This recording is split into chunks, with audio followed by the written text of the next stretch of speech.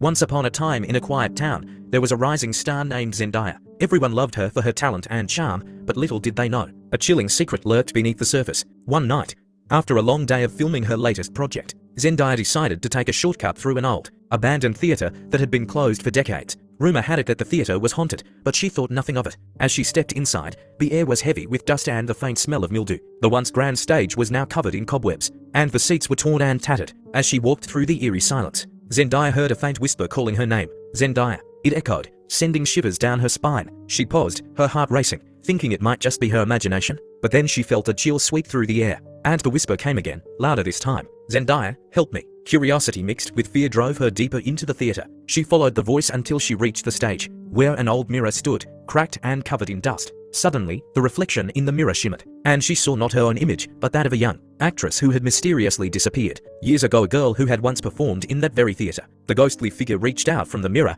her face twisted in anguish. "I was trapped in this place," she cried. "You must free me." Zendaya felt compelled to help, but as she approached, the spirit's eyes became malevolent. "You must stay in my place," she shrieked.